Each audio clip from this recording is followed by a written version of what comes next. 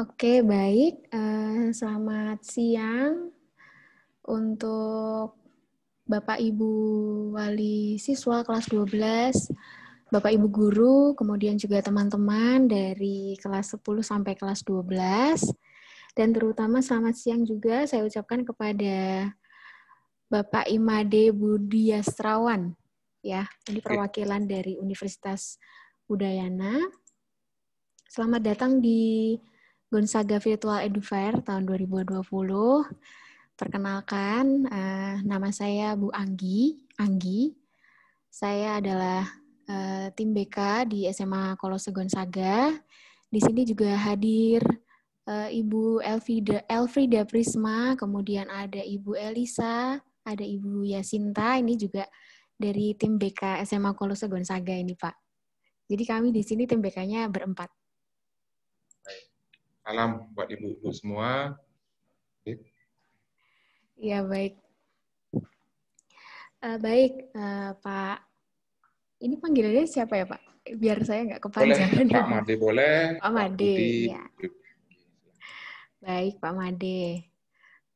Sebelum kita mulai, ini kebetulan ada video sambutan dari Pater atau Romo Kepala Sekolah, ya Romo Paulus Andri Astanto, selaku Kepala Sekolah SMA Kolose Gonzaga, nanti lewat video. Mungkin sebelum mulai presentasi, boleh saya mohon izin untuk menampilkan? Ya, Pak Made. Silakan Ibu, silakan.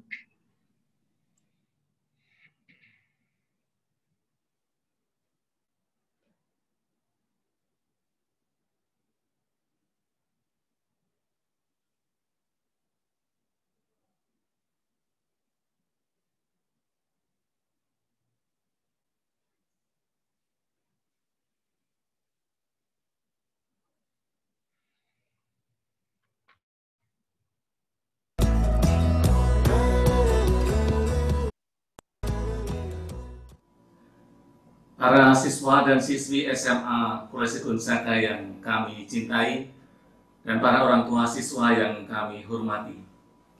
Pada setiap tahun SMA Kolose Gonzaga selalu mengadakan kegiatan Edu Fair, di mana di dalam kegiatan Edu Fair ini kami mengundang beberapa perguruan tinggi negeri maupun perguruan tinggi swasta untuk berkenan mempresentasikan program-program yang mereka miliki.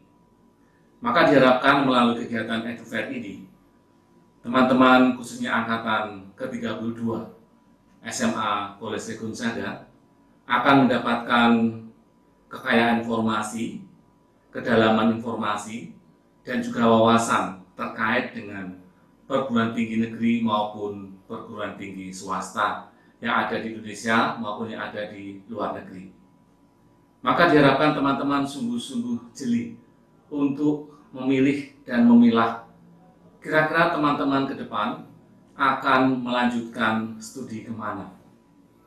Dengan pertimbangan faktor ekonomis yang kita alami saat ini di tengah pandemi, tentu membuat teman-teman semakin selektif di dalam memilih perguruan tinggi mana yang nanti akan teman-teman minati. Maka sekali lagi, meskipun di tengah pandemi ini, kami percaya teman-teman akan berhasil mendapatkan informasi secara mendalam lewat kegiatan Edu Fair kita bersama tahun 2020 ini. Maka diharapkan teman-teman sungguh-sungguh aktif untuk mencari informasi yang teman-teman butuhkan sesuai dengan minat yang Anda miliki masing-masing. Maka sekali lagi, selamat berproses di dalam kegiatan Edu Fair tahun 2020 ini. Semoga teman-teman berhasil dan sukses meraih cita-cita yang Anda harapkan bersama. Sekali lagi, profesiat dan selamat berproses di dalam kegiatan Edu Fair 2020. Terima kasih.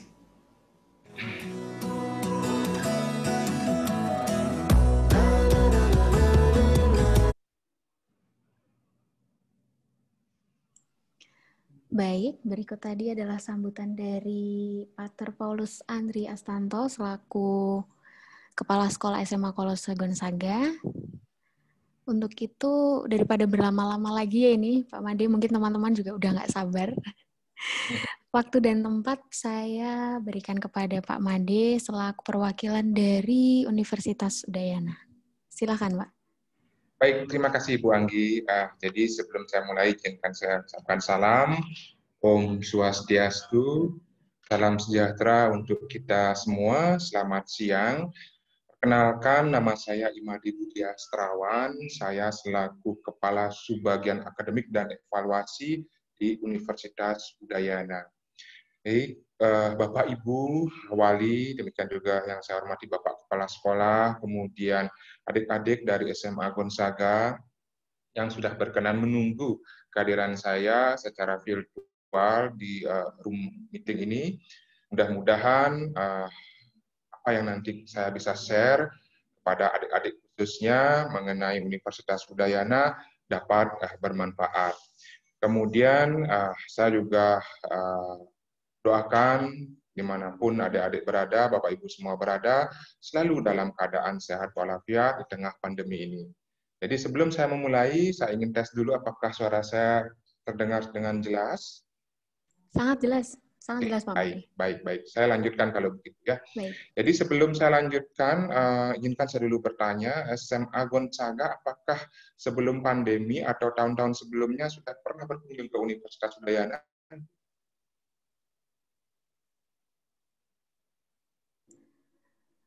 Sepertinya belum pernah ini Pak Made. Oke, Iya. belum pernah ya. Jadi mungkin momennya juga belum pas ya. Kalau memang belum pernah, mudah-mudahan setelah pandemi nanti bisa dijadwalkan nanti berkunjung ke Universitas Udayana. Kalau tatap muka langsung mungkin lebih afdol ya. Kemudian bisa melihat situasi kampus kami ada di Pulau Bali. Kemudian untuk diketahui sebelum pandemi kami Universitas Udayana memang sering menerima kunjungan dari dari SMA, baik itu SMK maupun sederajat yang ada di seluruh Indonesia, kurang lebih ada 500 SMA, SMK, MA yang berkunjung setiap tahunnya ke Universitas Udayana.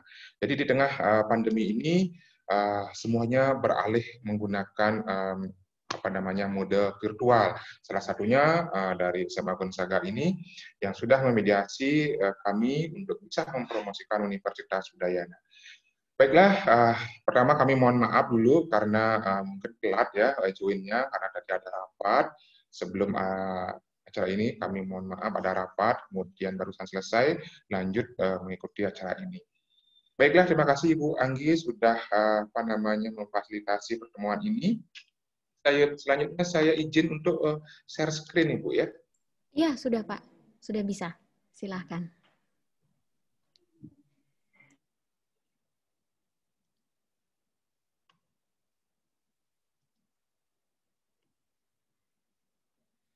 Baiklah Bapak Ibu dan adik-adik semua yang saya banggakan, Universitas Udayana, mungkin Bapak Ibu dan adik-adik sudah pernah mendengar atau baru pertama kali mendengar atau sudah sering mendengar ya, Universitas Udayana itu berada di Pulau Bali. Pulau Bali masuk ke dalam wilayah Indonesia Tengah, ya, tengah-tengah setelah Pulau Jawa ada Pulau Bali ya. Di Pulau Bali itu ada Universitas Udayana yang didirikan sejak 1958. Jadi cikal bakal pendirian Universitas Udayana itu sudah dimulai dari tahun 1958, di mana pada saat itu sudah didirikan salah satu cabang dari Universitas Airlangga yang ada di Surabaya. Kemudian Universitas Airlangga tersebut membuka fakultas yang namanya Fakultas Sastra di tahun 1958 di Pulau Bali.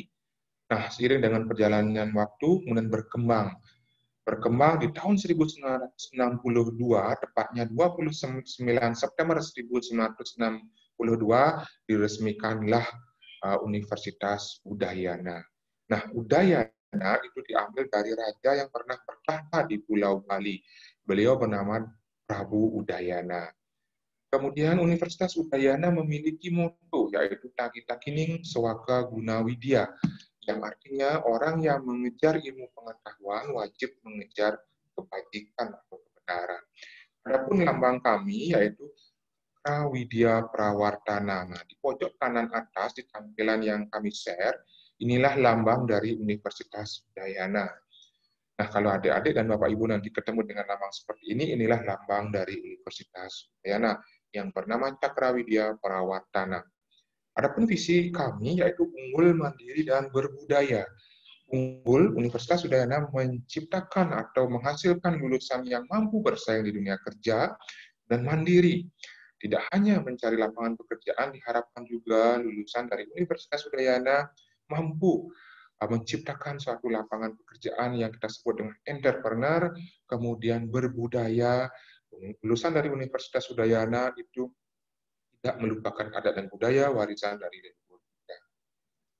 Kita lanjut Bapak Ibu dan adik-adik semuanya, Universitas Udayana itu dipimpin oleh seorang rektor, kemudian dibantu oleh 4 wakil rektor. Nah, di tayangan kami, inilah rektor yang sekarang memimpin Universitas Udayana. Rektor yang sekarang adalah beliau bernama Profesor Dr. Ana Agung Rake Sudewi, spesialis saraf konsultan. Beliau adalah rektor yang ke-11 dan rektor wanita pertama yang memimpin universitas. Nah, rektor itu kesehariannya berkantor di gedung rektorat atau kantor pusat Universitas Udayana. Tampilan gedungnya ada di tayangan kami. Di bagian kiri inilah gedung rektorat Universitas Udayana yang berdiri megah di kampus Universitas Udayana di Bukit Jimbaran. Rektor itu dibantu oleh 4 wakil rektor. Kalau di sekolah namanya Wakasek, kalau di universitas namanya wakil rektor. Wakil rektor 1 bidang akademik, wakil rektor 2 bidang umum, wakil rektor 3 bidang kemahasiswaan, dan wakil rektor 4 bidang perencanaan, kerjasama, dan sistem informasi. Nah, Bapak, Ibu, dan adik-adik, inilah fakultas yang ada di Universitas Udayana. Fakultas-fakultas kami itu ada 13 fakultas. Mulai dari fakultas yang pertama itu ada Fakultas Ilmu Budaya yang didirikan dari tahun 1962. Kalau dulu Fakultas Ilmu Budaya ini namanya Fakultas Sastra. Nah, sekarang berubah nama menjadi Fakultas Ilmu. Kami memiliki 13 fakultas. Yang pertama adalah Fakultas Ilmu Budaya, kemudian fakultas yang kedua ada Fakultas Kedokteran. Nah, kemudian yang ketiga ada Fakultas Peternakan, Fakultas Hukum, Fakultas Teknik, Fakultas Pertanian, Fakultas Ekonomi dan Bisnis, Fakultas Kedokteran Hewan, Fakultas Teknologi Pertanian, Fakultas Matematika, Ilmu Pengetahuan Alam, Fakultas Pariwisata, Fakultas Ilmu Sosial dan Ilmu Politik, serta fakultas yang paling muda adalah Fakultas Kelautan dan Perikanan, ditambah 1 program pasca sarjana. Nah, seperti yang Bapak, Ibu, dan adik-adik saksikan di tayangan kami, inilah fakultas yang kami miliki. Di bawah fakultas tersebut ada yang namanya program studi. Kalau dulu namanya jurusan, sekarang berubah nama menjadi program studi. Jumlah program studi yang kami miliki sekarang sudah berubah menjadi 117 program studi. 117 program studi ini terdiri dari berbagai jenjang. Jadi ada jenjang diploma, jenjang sarjana, jenjang profesi, jenjang magister atau S2, jenjang spesialis, dan jenjang doktor. Ada juga program internasional, Bapak, Ibu, dan adik-adik. Nah, inilah jenjang-jenjang program studi yang kami miliki. Semua program studi ini tersebar di fakultas-fakultas yang tadi sudah kami sebut. Nah, Bapak, Ibu, dan adik-adik semuanya, secara geografis Universitas Udayana itu terletak di 3 lokasi kampus. Lokasi kampus kami yang pertama itu atau kantor pusat kami itu ada di kampus Bukit Jimbaran namanya. Di bagian kanan yang ada lapangan hijau ini, inilah data kampus kami yang pertama, di mana di kampus ini ada kantor pusat atau gedung rektorat dari Universitas Udayana. Kita sebut dengan kampus Universitas Udayana Bukit Jimbaran. karena memang daerah perbukitan, kemudian Desa Menjimbaran, Kecamatan Kuta Selatan, Kabupaten Badung, Provinsi Bali. Kemudian letak kampus kami yang kedua itu ada di Jalan Jenderal Sudirman di Kota Denpasar, tepat di jantung Kota Denpasar. Di sana ada kampus kami yang kedua. Di sana ada gedung Pascasarjana, Fakultas Kedokteran, Fakultas Ilmu Sosial dan Ilmu Politik, serta Fakultas Teknik.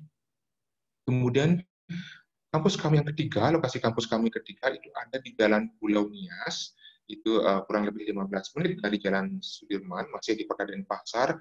Di sana ada kampus kami yang ketiga, kita namakan dengan Kampus Nias.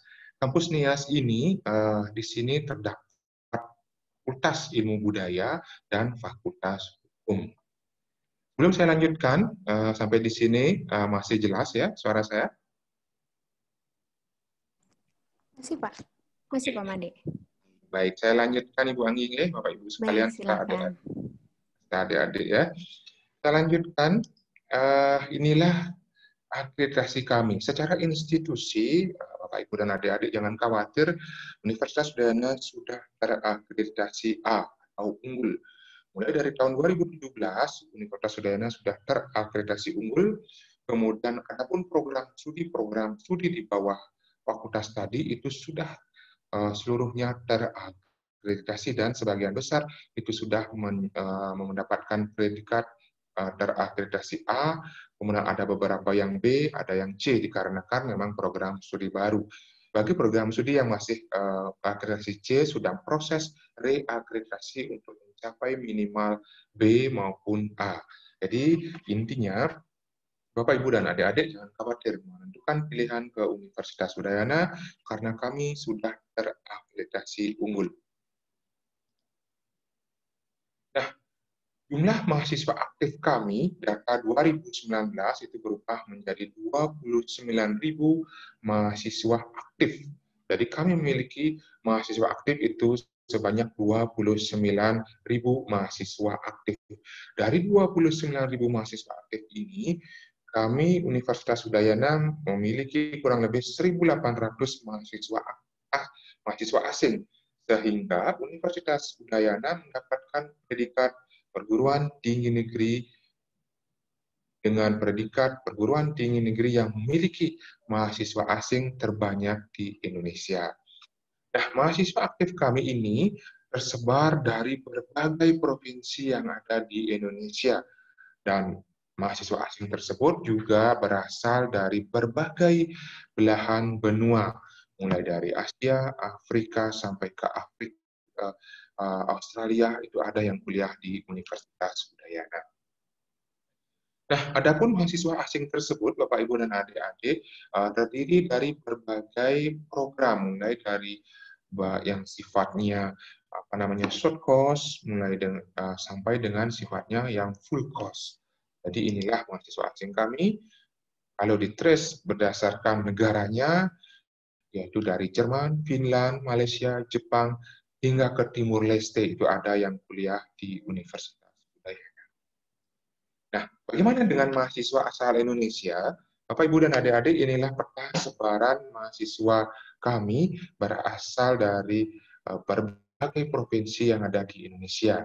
Jadi, adik-adik jangan khawatir, tidak ada teman di Pulau Bali, khususnya di Universitas Udayana, nanti akan ketemu berbagai teman, berbagai suku, berbagai adat yang nanti berbaur menjadi satu kesatuan mahasiswa Universitas Udayana. Untuk mahasiswa asing itu didominasi dari benua Eropa, kemudian ada juga beberapa dari Asia, Australia, dari Amerika juga ada. Ini peta sebaran mahasiswa asing di Universitas. Bagaimana dengan human resource atau sumber daya manusia yang kami miliki? Bapak, Ibu, dan adik-adik, untuk diketahui, Universitas Udayana memiliki tenaga pengajar atau dosen itu kurang lebih berjumlah 1.400 tenaga pengajar, yang terdiri dari 10% sudah bergelar guru besar atau profesor, 32% itu sudah bergelar doktor atau S3, baik lulusan dalam maupun luar negeri. kemudian sisanya itu sudah bergelar minimal S2. Tapi itu Universitas Udayana didukung oleh tenaga pendidikan atau pegawai atau staf administrasi yang berjumlah kurang lebih 1.548 orang. Inilah pembagian dari human resource atau sumber daya manusia yang kami miliki di universitas. Nah, bagaimana caranya agar bisa menjadi mahasiswa baru di Universitas Udayana? Sesuai dengan Permen nomor 6 tahun 2020, itu ada 3 jalur untuk bisa menjadi mahasiswa baru di perguruan tinggi negeri termasuk di Universitas Udayana. Dan 3 jalur atau 3 seleksi. Seleksi yang pertama dinamakan dengan SNMPTN atau kepanjangan dari Seleksi Nasional Masuk Perguruan Tinggi Negeri. SNMPTN mungkin Bapak Ibu guru BK sudah familiar sekali ya. Kalau sudah mulai SNMPTN sudah sibuknya menginput data anak-anak, menginput data murid, menginput data siswa ke sistem yang dinamakan dengan PDSS, Pangkalan Data Sekolah dan Siswa. Nah, SNMPTN, Bapak Ibu dan adik-adik semua ini mengambil kuota minimum 20% dari daya tampung yang dimiliki oleh masing-masing perguruan tinggi negeri. SNMPTN ini adalah jalur seleksi menggunakan nilai akademik atau nilai akademik dan prestasi lainnya yang diterapkan di masing-masing perguruan tinggi negeri. Nah, untuk biaya, SNMPTN ini biayanya ditanggung oleh pemerintah alias gratis, jadi tidak dipungut biaya. Ini jalur yang pertama. Tidak lulus di jalur SNMPTN ada jalur yang kedua, namanya SBMPTN. Dengan kepanjangan Seleksi Bersama Masuk Perguruan Tinggi Negeri. SBMPTN ini mengambil kuota minimum 40% dari daya tampung yang dimiliki oleh masing-masing perguruan tinggi negeri. SBMPTN ini Seleksi Bersama Masuk Perguruan Tinggi Negeri. Berbeda dengan jalur SNMPTN tadi, di mana SBMPTN ini seleksi dengan menggunakan hasil UTBK, itu ujian tulis berbasis komputer, atau hasil UTBK dan kriteria lainnya yang ditetapkan oleh masing-masing perguruan tinggi negeri. Pelaksanaan tes itu menggunakan komputer, di mana di tahun 2020 kemarin kita menggunakan UTBK yang disebar di berbagai lab-lab yang ada di Universitas Udayana. Nah, untuk pembiayaan, itu biayanya ditanggung oleh pemerintah dan sisanya disubsidi oleh pemerintah dan sisanya ditanggung oleh peserta. Jadi untuk tahun 2020 kemarin itu biaya pendaftaran SBMPTN itu sebesar 200.000. Ini adalah jalur yang kedua. Nah, tidak lulus di jalur SBMPTN masih ada jalur yang ketiga namanya seleksi mandiri atau jalur mandiri. Nah, ini yang seleksi yang ketiga mengambil kuota maksimum 30% dari daya tampung yang dimiliki oleh masing-masing perguruan tinggi negeri. Nah, SBMPTN ini adalah jalur seleksi yang diserahkan sepenuhnya mekanismenya kepada masing-masing perguruan tinggi negeri untuk mengaturnya. Jadi, jalur mandiri ini bisa juga menggunakan hasil dari UTBK tadi, UTBK SBMPTN, atau perguruan tinggi melakukan tes ulang lagi kepada calon peserta melalui jalur mandiri.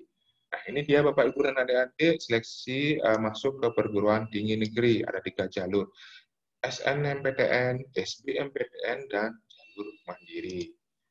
Nah, bagaimana dengan SNMPTN? Lebih rincinya, ini dia syarat-syaratnya, persyaratan sekolahnya itu memiliki yang namanya NPSN atau nomor pokok sekolah nasional.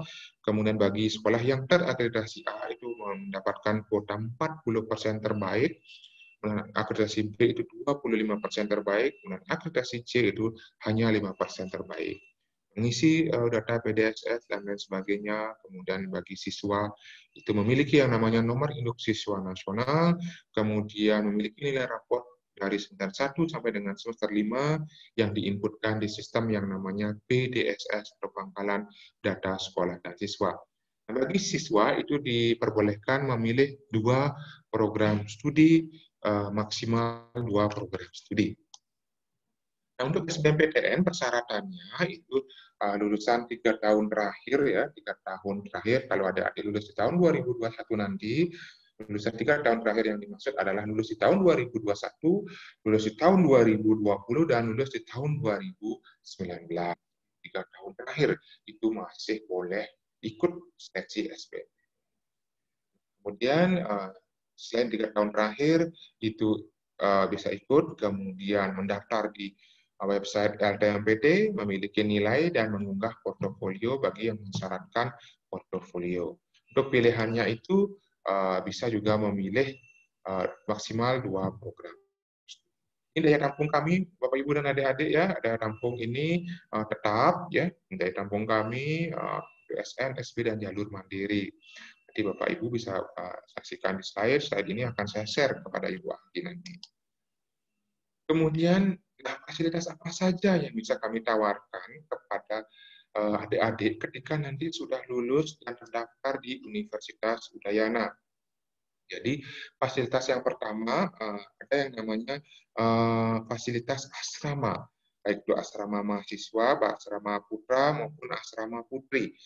Asrama kami itu berada di 2 lokasi kampus, baik di kampus Bukit Gimaran maupun di kampus Denpasar. Nah, kampus di asrama ini memang diperuntukkan bagi mahasiswa yang berasal dari luar Pulau Bali yang belum mendapatkan pemondokan dan tidak memiliki sanak famili di Pulau Bali. Jadi adik-adik bisa mendaftar untuk bisa masuk ke dalam asrama. Nah, untuk diketahui, Universitas Udayana sekarang sedang membangun juga tambahan asrama yang lokasinya di kampus Bukit Gimaran. Selain fasilitas asrama tadi, fasilitas penunjang lainnya, Universitas Udayana memiliki rumah sakit. Rumah sakit yang kita sebut dengan Rumah Sakit Universitas Udayana yang berdiri megah di kampus Bukit Gimaran. Seperti yang Bapak Ibu dan adik-adik bisa lihat di tayangan kami, inilah rumah sakit kami yang sudah menerima pasien umum dan beberapa pasien rujukan. Ini rumah sakit kami. Kemudian fasilitas berikutnya, selain rumah sakit umum, kami juga memiliki rumah sakit hewan. Universitas Udayana memiliki rumah sakit hewan yang berada di Kota Denpasar, yang ada di kampus Denpasar. Nah, ini menerima hewan-hewan rawat inap ya. Tentu saja tadi berbeda pasiennya. Kalau rumah sakit umum pasiennya manusia, kalau rumah sakit hewan pasiennya hewan. Jadi hewannya bukan hewan buas, tapi adalah hewan peliharaan seperti itu ya. Kemudian ini master plan kampus kami. Kemudian, selain itu Universitas Udayana bagi adik-adik yang di di sekolah itu aktif dalam kegiatan ekstrakurikuler. Nah, di Universitas Udayana ketika adik-adik nanti sudah menjadi mahasiswa, itu nantinya bisa bergabung ke dalam unit kegiatan mahasiswa yang kita sebut dengan UKM, unit kegiatan mahasiswa. Unit kegiatan mahasiswa yang ada di universitas itu berbagai macam unit kegiatan mahasiswa yang banyaknya kurang lebih ada 33 cabang unit kegiatan mahasiswa, mulai dari cabang olahraga, seni, sampai ke cabang ilmiah itu ada di Universitas Udayana yang siap menampung minat dan bakat dari adik-adik semua. Ya, adik-adik yang suka olahraga, basket, sepak bola itu nanti bisa bergabung ke unit kegiatan mahasiswa yang ada di universitas. Nah, ini Bapak Ibu dan adik-adik yang terakhir saya perkenalkan beasiswa-beasiswa yang ada di Universitas Udayana.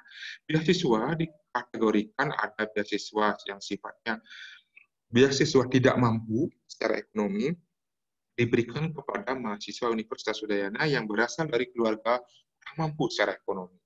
Kemudian yang kedua adalah beasiswa prestasi yang diberikan kepada mahasiswa Universitas Udayana yang memang berprestasi secara akademik yang dibuktikan dengan indeks prestasi kumulatif yang bagus. Jadi inilah beasiswa-beasiswa kami, mulai dari bidik misi yang sekarang berubah nama menjadi KIP Kuliah, kemudian beasiswa prestasi, beasiswa Distikpora, beasiswa dari pihak bank, kemudian beasiswa dari pihak rekanan atau pihak ketiga.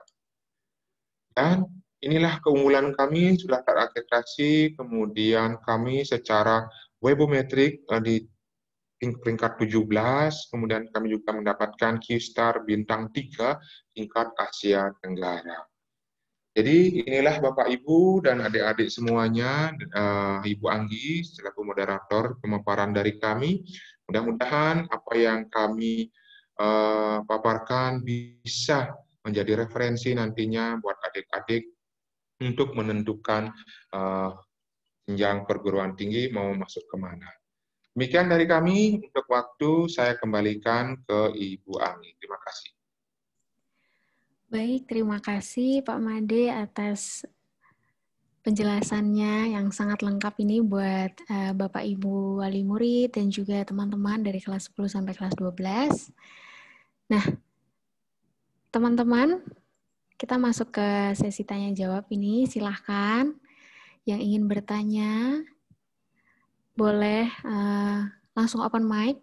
Jangan lupa nanti juga sebutkan nama supaya Pak Made juga kenal. Jangan langsung tiba-tiba nanya, tapi nggak tahu namanya siapa. Sebutkan nama dulu, baru bertanya pertanyaannya apa. Kalau misalkan kesulitan untuk open mic, silakan di kolom chat juga boleh. Silakan teman-teman, atau mungkin ada Bapak Ibu orang tua murid, Bapak Ibu guru, kalau ingin bertanya juga dipersilahkan.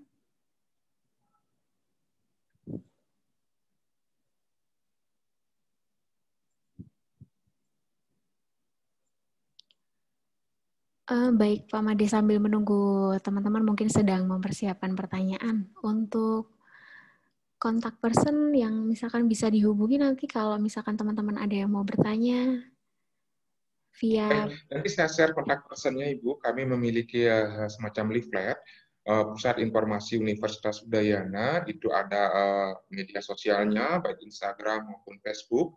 Saya akan share ke Ibu Anggi, nanti silakan di-share ke anak-anak, di-share ke adik-adik kita, mudah-mudahan bisa ditanyakan melalui media Facebook, Instagram, Twitter dan lain sebagainya. Ada juga yang melalui telepon langsung, kemudian ada juga melalui call center. Demikian Ibu. Oke, baik Pak Made. Oke, nanti akan saya bantu share ke teman-teman kalau sudah mendapatkan informasinya dari Pak Made. Oke, ini ada yang chat ke saya secara pribadi nih Pak Made. Ya. Bu mau nanya, ini dari Yogi, Bu mau nanya batas nilai SBMPTN buat keterima di Udayana. Itu batas nilainya berapa? Baik, saya langsung jawab Ibu Anggi ya. Adik Yogi ya, Adik Yogi, bagus sekali pertanyaannya. Kalau bisa Adik Yogi diaktifkan videonya, biar saya bisa lihat wajahnya ya. Untuk batas nilai SBMPTN, ini banyak sekali yang bertanya. Batas nilai SBMPTN itu bisa ditentukan ketika kita sudah tentukan pengumuman kelulusan setiap tahunnya. Jadi, contohnya, untuk pendidikan dokter itu daya tampung SNMPTN misalkan 60. Nah, SBMPTN ini ya 60. Nah, cut off 60, nilai paling kecil nomor 60 itulah batas akhir, batas paling kecil yang akan diterima di jalur SBMPTN.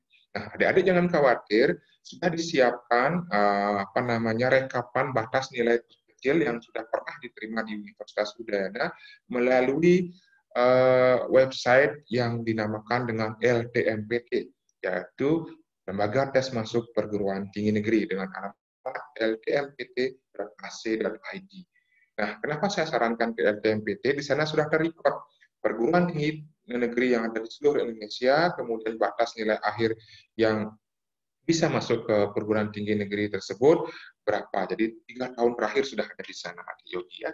Mudah-mudahan nanti adik bisa melihat di sana sebagai bahan perbandingan untuk nantinya adik-adik bisa menentukan pilihan. Oh, kira-kira perguruan tinggi negeri ini nilai paling rendah sekian, kemudian keketatannya juga sekian. Seperti itu. Bagus sekali adik lagi, terima kasih sudah share video ya, mudah-mudahan sehat selalu. Bagus sekali pertanyaannya. Ada lagi pertanyaan yang lain? Kami persilahkan. Baik, terima kasih Yogi. Mari teman-teman yang mau menyambung setelah Yogi siapa nih? Nggak perlu malu-malu bertanya supaya kalian dapat informasi yang sejelas-jelasnya. mumpung ada Pak Made di sini. Baik, ini di chat ada lagi Pak Made dari Stella. Siang Pak Made, nama saya Stella. Untuk SBMPTN, bisakah kami mencantumkan sertifikat prestasi sebagai tambahan kriteria penerimaan di Universitas Udayana? Terima kasih. Baik, saya langsung jawab ya, Ibu Anggi ya. Untuk adik Stella, apabila adik memiliki prestasi itu sangat bisa dicantumkan sebagai tambahan kriteria dalam penerimaan di Universitas Udayana. Namun tempatnya bukan di SBMPTN, tapi di SNMPTN atau Seleksi Nasional Masuk Perguruan Tinggi Negeri. Seperti yang saya sampaikan tadi, itu ada 3 jalur untuk bisa menjadi mahasiswa baru, terutama di Universitas Udayana. Jalur yang pertama namanya SNMPTN, jalur yang kedua SBMPTN, jalur yang ketiga jalur yang mandiri. Nah, kalau adik-adik memiliki sertifikat, silakan nanti cantumkan di di jalur SNMPTN atau jalur yang pertama, bukan di jalur yang kedua. Kalau jalur yang kedua namanya SBMPTN itu murni menggunakan nilai rapor, menggunakan nilai ujian atau ujian tulis berbasis komputer atau nilai UTBK yang adik-adik dapatkan seperti itu. Ya, adik Stella ya, mudah-mudahan dapat diterima. Baik, terima kasih Stella. Semoga membantu jawabannya. Oke. Mari dilanjut teman-teman yang ingin bertanya.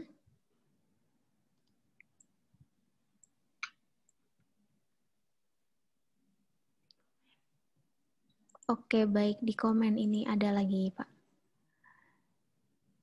Dari Aleta Allegria. Selamat siang, Pak. Apakah di SNMPTN ada perbedaan persentase untuk yang diterima bagi sekolah yang berada di luar Pulau Bali? Terima kasih.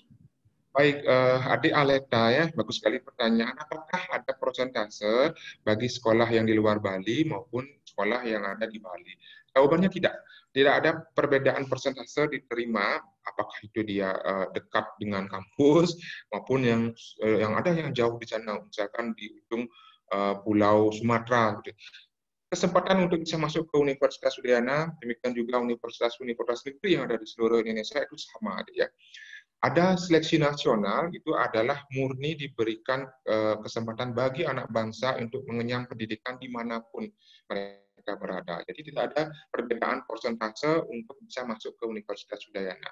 Itulah sebabnya tadi kenapa jumlah mahasiswa kami yang 29.000 itu berasal dari berbagai provinsi yang ada di Indonesia. Jadi mahasiswa kami ada yang berasal dari Aceh, ada juga dari Papua, yang di pedalaman Papua, dari Kalimantan juga ada. Demikian adik Aleta ya, mudah-mudahan dapat diterima.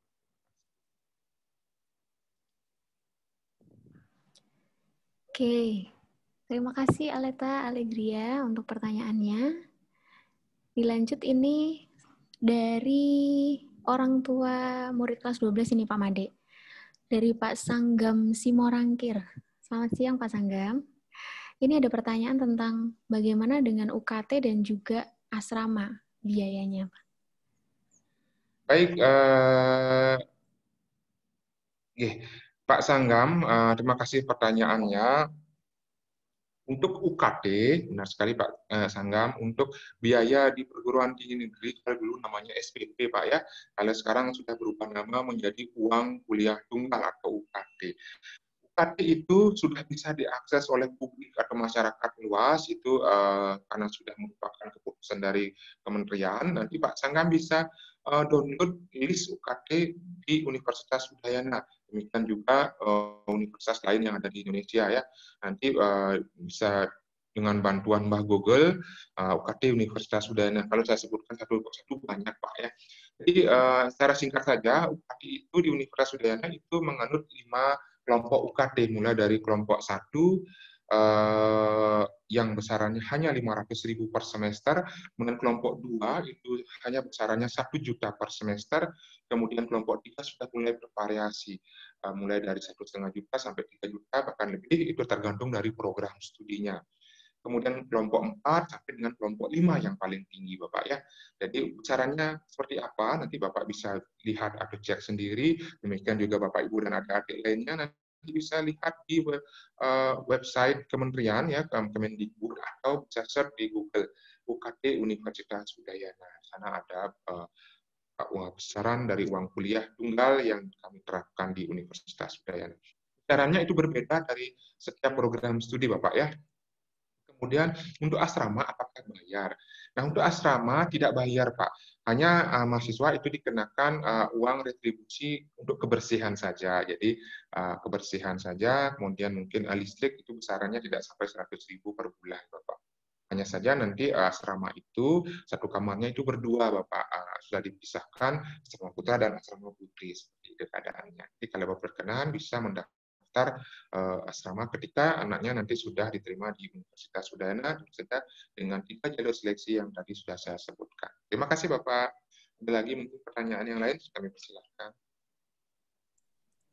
Oke, baik. Terima kasih Pak Sanggam. Semoga membantu untuk jawabannya dari Pak Made.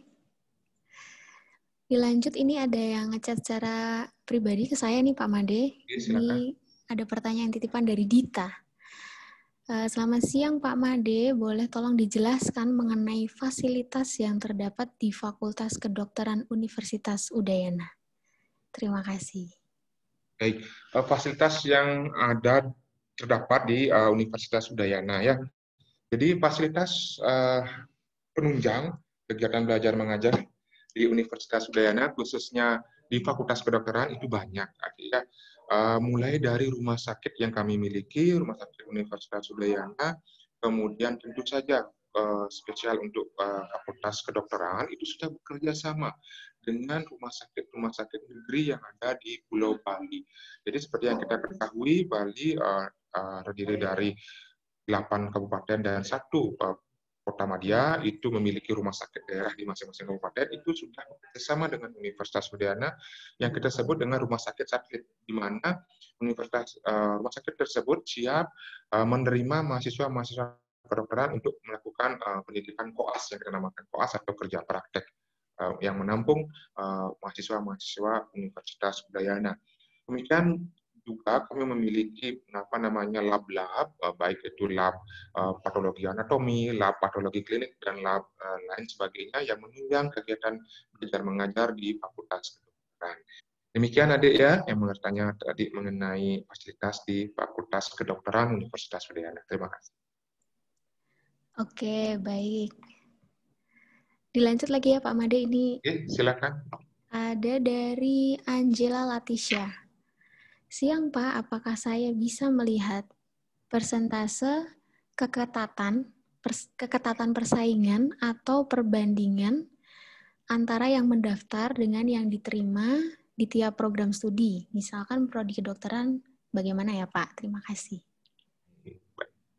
Halo adik Anyela ya, terima kasih sudah share video. Mudah-mudahan sehat selalu. Terima kasih atas pertanyaannya.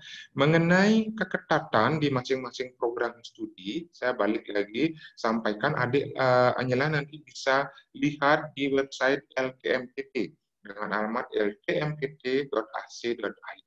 Kenapa saya sarankan ke website LKMPT? Karena LKMPT adalah lembaga di bawah kementerian yang menaungi tentang perihal seleksi masuk perguruan tinggi negeri, termasuk ke Universitas Udayana. Karena sudah lengkap. Adik tinggal klik, kemudian pilih Universitas Udayana, keketatan setiap program studinya, baik itu jalur SNMPTN maupun jalur SBMPTN, di sana sudah ada. Dan tampungnya berapa peminatnya di tahun 2020 ini, berapa peminat di tahun 2019, dan peminat di tahun 2018. Jadi 3 tahun terakhir sudah ada di sana. Silakan adik Angela nanti selamat melihat di website LTMPT, sana sudah lengkap data yang adik butuh. Terima kasih. Baik, terima kasih Angela Latisha. Oke.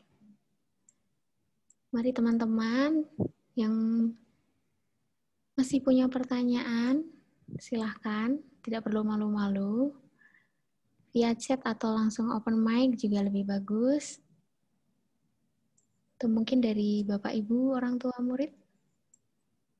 Menyusul Pak Sanggam tadi yang sudah bertanya, Pak Sanggam Simorangkir.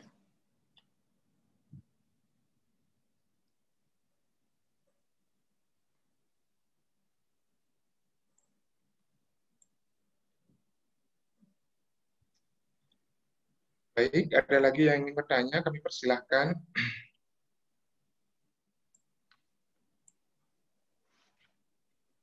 Ini biasanya kalau teman-teman ini mungkin waktu di Zoom ini belum kepikiran, Pak. Tapi nanti biasanya kalau udah selesai Baik, baik, share-nya tuh Ibu. baru kepikiran. Mohon Baik, terima kasih Ibu sangat Anggi, pribadi. Bapak Ibu yang lain yang sudah memfasilitasi pertemuan ini. Mudah-mudahan apa yang tadi sudah saya share bermanfaat khususnya bagi adik-adik kita yang ingin melanjutkan ke perguruan tinggi, khususnya ke Universitas Udayana.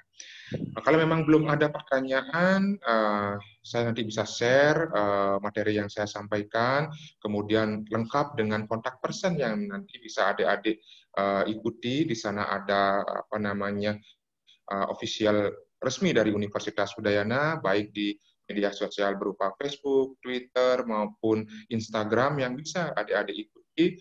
Nah, di sana nanti adik-adik kalau sudah mengikuti official resmi dari Universitas Udayana, segala informasi terkait dengan Universitas Udayana, baik itu penerimaan mahasiswa baru, program studi yang baru ada di Universitas Udayana, nanti secara otomatis adik-adik bisa dapatkan.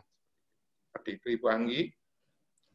Oke, baik Pak Made, terima kasih. Sebelumnya untuk yang terakhir kali saya bertanya untuk teman-teman, apakah tidak ada lagi pertanyaan atau masih ada yang ingin ditanyakan?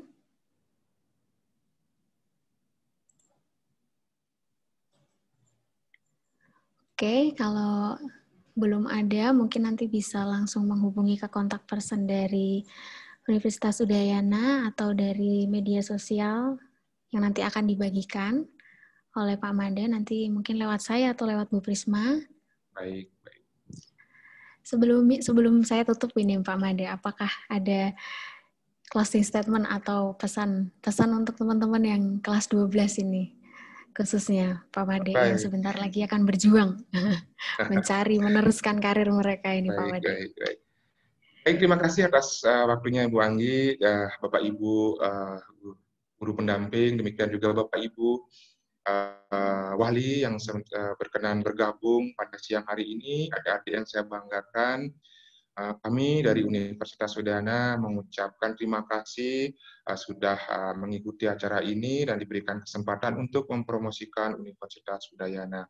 Kami doakan adik-adik semuanya selalu dalam keadaan sehat, dalam lindungan Tuhan Yang Maha Esa. Semoga pandemi ini segera berakhir. Ketika pandemi ini segera berakhir, kami tunggu kunjungan Bapak, Ibu, dan adik-adik semua berkunjung secara langsung ke Universitas Udayana. Dan kami juga doakan semoga apa yang adik-adik cita-citakan menjadi seorang mahasiswa di perguruan tinggi negeri termasuk di Universitas Udayana bisa tercapai di tahun 2021 nanti. Saya secara pribadi, Imadi Budi Astrawan, dan mewakili seluruh sivitas akademika Universitas Udayana mengucapkan terima kasih dan mohon maaf apabila dalam penyampaian tadi ada kata-kata kami yang kurang berkenan di hati Bapak, Ibu, dan adik-adik semua, mohon dibukakan pintu maaf yang sebesar-besarnya. Kami mohon maaf dan saya izin pamit mohon diri dari Zoom Webex ini dan waktu sepenuhnya saya kembalikan ke Ibu Anggi. Terima kasih. Saya tutup dengan salam Om Santi Santi Santi Om. Terima kasih dan selamat siang. Terima kasih.